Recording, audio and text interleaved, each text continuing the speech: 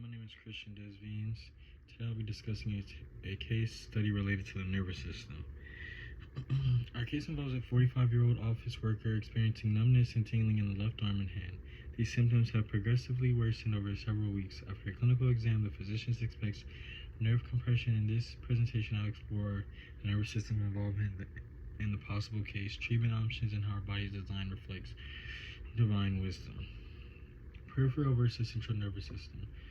So PNS, our peripheral nervous system, includes sensory and brain motor neurons that connect the spinal cord to the limbs. In this case, the brachial plexus or the cervical spinal nerves, C5 through T1, could be affected, likely cause nerve compression, such as the cervical or carpal tunnel syndrome, depending on location of symptoms. Central nervous system, CNS. The spinal cord processes incoming sensory info and initiates motor reflexes. Reflexes are fast, involuntary responses to stimuli handled by spinal cords without involving the brain. Okay, reflex are components. The sensory receptor in the skin and the hand detects pressure and pain. Sensory neuron carries impulse to the spinal cords. Interneuron in the spinal cord processes information and things like that. The motor neurons sends commands to muscles. Effector is a muscle and contracts or withdraws based off those neurons that they're sending to your muscles. And nerve compression. Reflexes may be diminished due to disrupted signaling, especially if motor neurons are affected. So we see this when people have strokes and things like that. They have facial droops, or they have left-sided or right-sided weakness. It's typically harder to get back to normal movement or full strength again. You need physical therapy and things like that. So, okay. Autonomic nervous system and homeostasis. So, autonomic nervous system divided into sympathetic, fight or flight, parasympathetic, rest and digest. So, and then a role in homeostasis regulates blood flow, heart rate, sweat gland activity, temperature control. In this case, prolonged nerve compression may affect vasomotor control, potentially reducing blood supply to the affected limb, worsening symptoms, and making it harder for it to heal. If ANS fibers are involved, especially in the thoracic outlet syndrome or complex regional pain syndrome, the patient might experience abnormal sweating, discoloration, or temperature changes in the hand, or signs of autonomic dysfunction.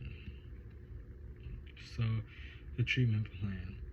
The cervical nerve root compression, or the alternate possibility of carpal tunnel syndrome. So compressing the median nerve at the wrist. So medical evaluation, nerve conduction studies, MRI of the cervical spine, physical therapy, like I mentioned before, to get that strength back and things like that. Anti-inflammatory medication so the swelling stops and it makes it easier for your recovery process. And then a wrist splint for the swelling as well. Rehabilitation, ergonomic changes at the workstation, nerve gliding exercises, stretching and strengthening. So it's also really important to remember when things like this happen with the nervous system, and it takes time for things to come back to normal. So like I said, like people who have facial droops, people who have left-sided or right-sided weakness, it usually takes months to almost years to get that all the way back, kind of. So, you know, it's really important to take your time with that, especially if you have a big injury like that, you know, where it affects your nervous system and things like that, and it affects signals that carry neurons and things like that to your muscles that affect our fast reflexes and things like that, and just ultimately affecting you all as a whole, and how you move and how you operate, even how you speak and how you sound. You can lose some speech and things like that, learn how to speak and things like that. There's so many things that can happen, so it's important to really take your time.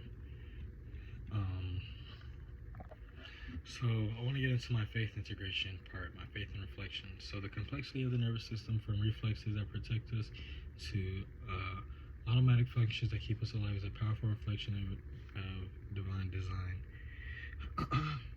I praise you because I'm fearfully and wonderfully made. Your works are wonderful.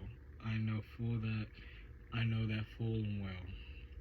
Personal reflection. When I consider how every nerve signal must travel in the right path to move our fingers or respond to danger, it reminds me of how intentional we are and created down to the smallest fiber. It just makes me realize how precious God took his time with his children and things like that, to where or we have autonomic nervous system, things that we don't even think about that we're doing that keeps us alive. So it's just amazing to me how the body works and things like that. But thank you. My name is Christian, and I appreciate you guys for this case study. Bye.